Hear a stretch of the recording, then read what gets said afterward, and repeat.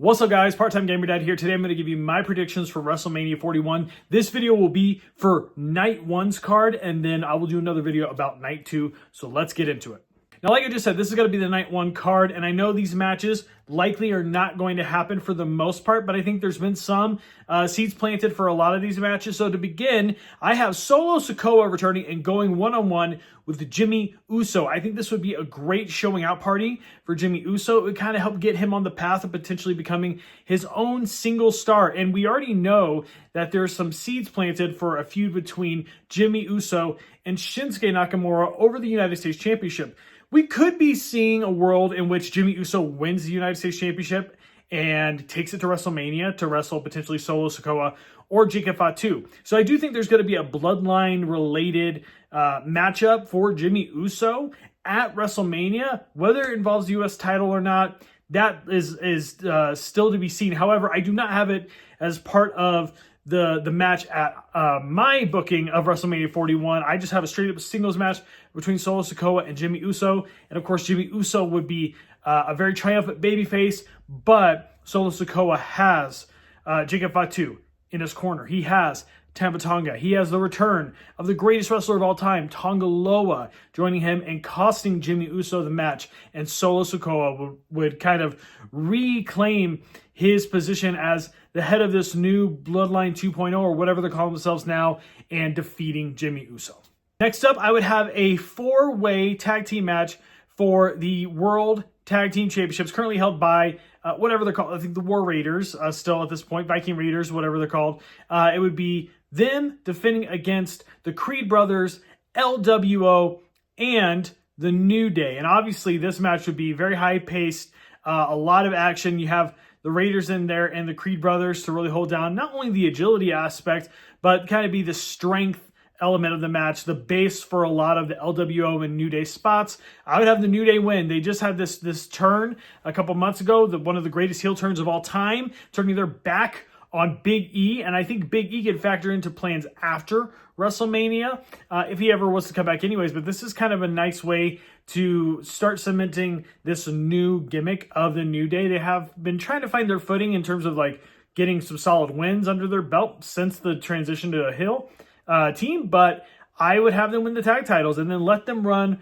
rampant with those tag titles. Maybe they're going to go try to break the Usos records after the Usos beat their record, and then Big E is like, no, I'm going to stop you guys from doing that. That's a good way to introduce him back into the fold after being out for several years. So, yeah, I think multi-man tag team matches, especially for tag titles, always really fun.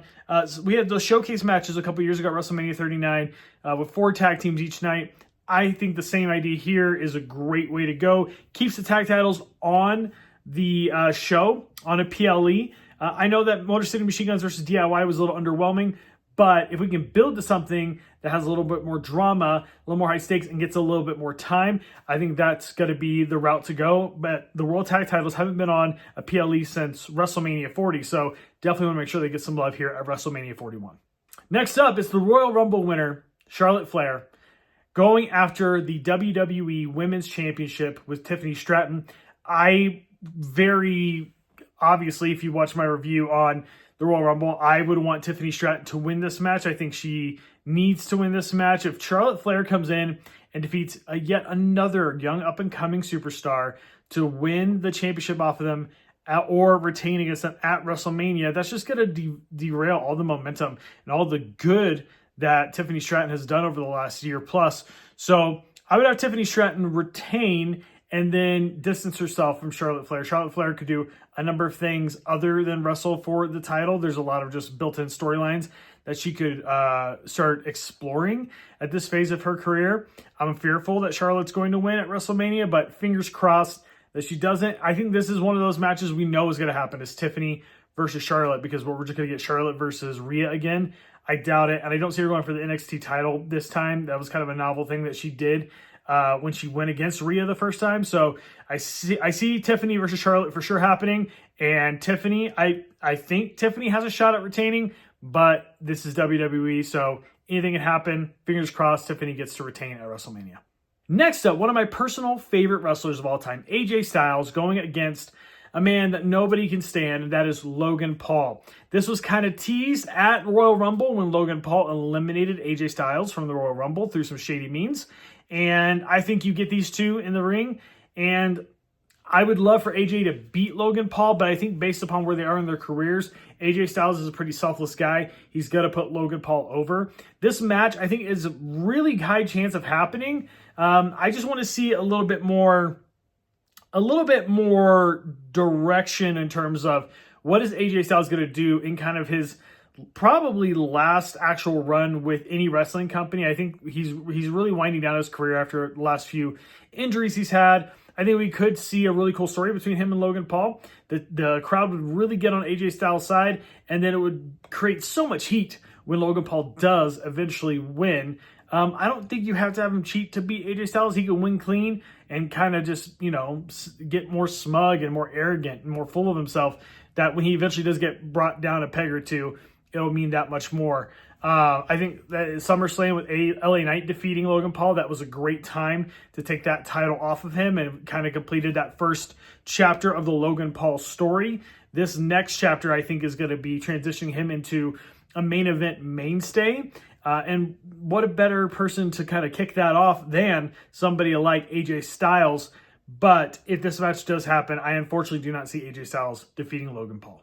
Speaking of the United States Championship, I would have Shinsuke Nakamura hold on to that title until WrestleMania 41. He's earned it. Let him go on a bit of a run with the title, and then have him go against a guy who's supposedly already penciled in for a different match, a singles match against someone else at WrestleMania, and that is Damian Priest. Elevate that championship to the next level with a very recently former World Heavyweight Champion in Damian Priest taking on Shinsuke Nakamura for the U.S. title. Give Damian Priest the U.S. Championship, and then you can kind of have this strong, kind of badass babyface champ in the mid-card who could start elevating some mid-card people around him, much like LA Knight did with Andrade and Carmelo Hayes. Obviously, I will tell you right now, with the card I've created, Carmelo Hayes is off of the card, but if you wanted to spice it up a little bit, you could throw Carmelo Hayes in here, make it a triple threat, although there's another triple threat coming up that I think is going to overshadow that one. But I think Damian Priest winning that title, especially after the recent transition to SmackDown, get him some fresh feuds, some fresh opponents, and then he can lose it back to Nakamura or another up-and-coming mid-card heel down the road, and then you could easily transition him into the WWE Championship picture. Next up, not my main event. Jey Uso cashes in his Royal Rumble win against Gunther for the World Heavyweight Championship. And guys, if this does happen and Jey Uso does not defeat Gunther for the World Heavyweight Championship, then what are we even doing at this point? Like, you have to have him win. Now, the one story that they could tell where he didn't win a championship was against Cody Rhodes.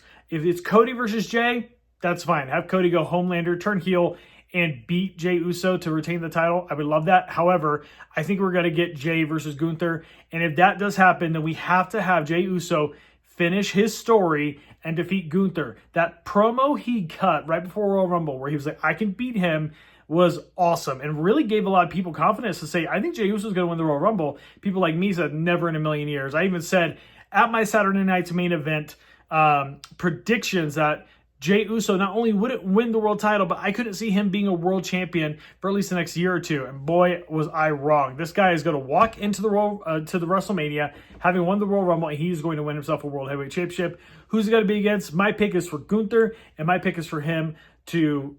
He's going to conquer him. He's going to do it in such like a triumphant way. I think this match could seal the show. I think the reason we didn't get to see the match as fleshed out as maybe we would have liked, and it was still a really good match, is because they're saving it for WrestleMania. Gunther versus Jey Uso. Jey Uso is walking out with that World Heavyweight title. Which leaves a main event slot to be had and a man who deserves it. And that man is CM Punk taking on Seth freaking Rollins, taking on the OTC Roman Reigns in a triple threat dream match for the ages. No titles on the line, just pride. What is best for business is this match to take place in the main event of WrestleMania 41, Night 1. Could it be for a title? That would be awesome. But you know what? It doesn't need it. These personas, these characters, these men are larger than life. They all have beef with each other. CM Punk, Roman Reigns, Seth Rollins go back 10 plus years. When the Shield first arrived, and has helped CM Punk retain the title all the way to now, the beef between CM Punk and Seth Rollins as they main evented the first ever Raw on Netflix with CM Punk defeating Seth Rollins, finally conquering him, exercising that demon. And then Roman Reigns and CM Punk, they have this weird chemistry between them, and Paul Heyman owes CM Punk a favor because he helped out Roman Reigns and the OG Bloodline against Timu Bloodline, Bloodline 2.0, Wish.com version of Bloodline, whatever you want to call them, of Solo Sikoa and his crazy guys. This match would be epic if it happens. I think it could happen. I could also see it being Roman versus Seth and finally just having that properly, but then where does that leave CM Punk? And then maybe my other predictions don't make sense. Maybe we do get Punk versus Cody, although I have a different match for that. Make sure you watch part 2 of this video. I would have, in this match, I think you got to have Roman Reigns is the obvious pick. CM Punk is the heart pick. I think you have Seth win. Because then Seth gets to hold it over both Punk and Roman, that he beat them, that Roman can't beat Seth, that he avenges the loss against Punk from the Raw debut Netflix episode.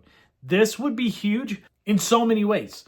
This would allow the ability for a new year of storytelling between these three guys to kick off and not need a world championship to be involved.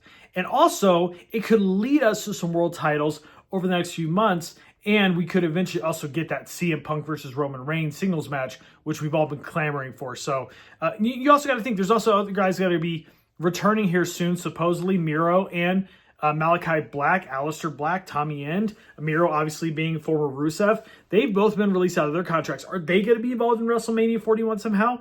It could happen, guys. We could be seeing CM Punk versus Black, or Seth Rollins versus Black, or maybe Miro comes back and he wants to seek out CM Punk, say, you left, and when you left, it kind of threw me under the bus, and I've been, just kind of wallowing in mediocrity and all of that since you left. You leaving shook up the whole business for AEW and left me kind of high and dry, and they didn't know what to do with me.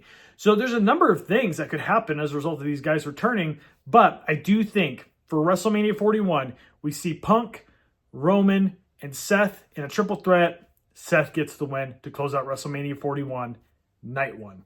All right, guys, those are my predictions for night 1 of WrestleMania 41. Let me know in the comments down below. What do you think of this card? What predictions do you have for WrestleMania 41, night 1 and night 2? We're going to have that video coming out shortly as well. Make sure you like the video, subscribe to the channel, and I will see you very soon.